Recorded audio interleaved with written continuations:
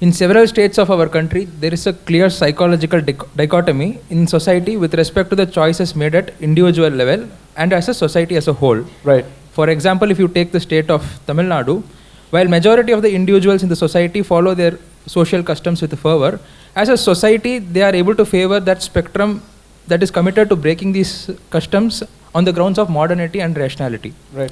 Even that part of the society which do not support these groups, they don't respond it with that vigor to all the incidents that has happened over the past 50 years, post 1965.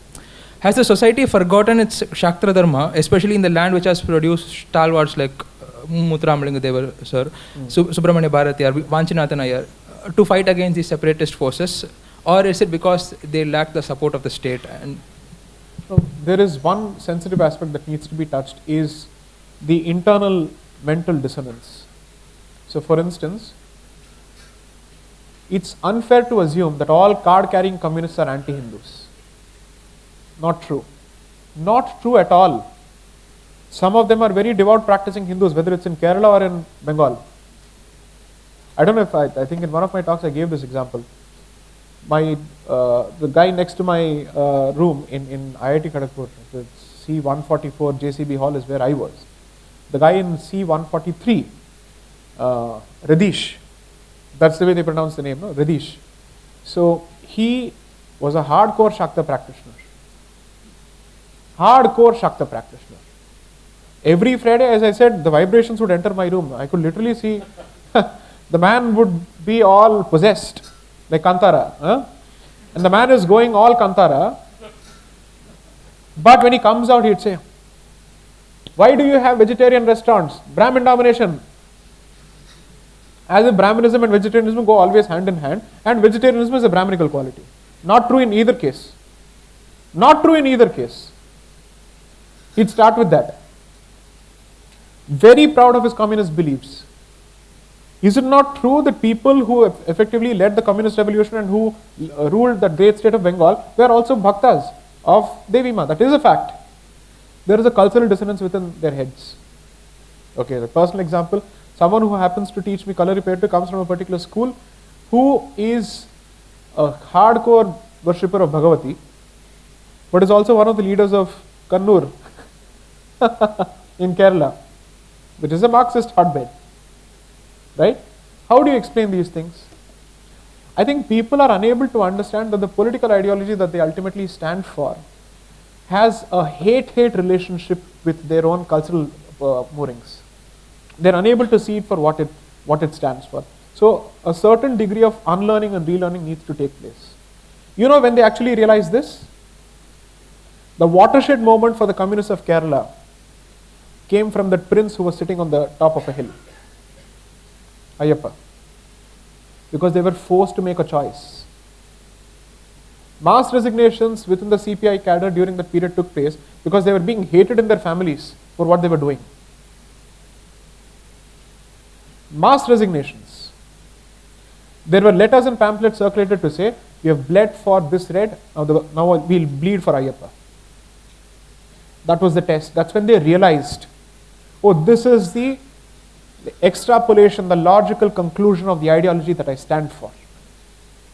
That will come back to haunt me because I've been thinking that my personal practice of my faith will remain untouched by this political nonsense that I spew on a daily basis. But when it has finally, let's say its tentacles have finally reached your home, that's when you learn the lesson. All the CPI cadre who for years and years manufactured ration cards for an immigrant population, illegal migrant population, are learning the lesson now. Why? Because alongside me, people who were arguing against the current dispensation in Bengal and the post-poll violence case in the Calcutta High Court were lawyers from the left, because even they were being hacked to death. Because he made no distinction. Left ho ya right ho. For me, I see only a kafir. That's the end of the matter. My calculation is very simple. You keep fighting this left-right nonsense. I am very clear about who is what. And he was doing the culling beautifully. And when you realize that the sword had finally reached your neck, ayyo, we need to go to court. For the first time, I think, the non-left and the left were on the same side arguing against one particular party. This is the reality of that problem. It's not about Kshatra. Kshatra comes later. First thing is awareness. As I said in the morning discussion, awareness, diagnosis, and prognosis of prescription. These are the 3 steps. We are still abysmally at awareness. We still don't understand the extent of the problem that has us in its clutches. Are you telling me that everybody who subscribes to the Dravidian ideology is fundamentally an atheist? No, not true. Do these people stop going to temples? Are they going to impose their social justice policies when it comes to getting pujas done at their home? Will they not have choices? Let us see. Their track record speaks for itself. Unfortunately, we have compartmentalized our personal practice of our faiths and our political positions at the collective level, which affect our personal practice of our faith. Tamil Nadu is not an atheist state, and it is certainly not an anti-Hindu state at the societal level.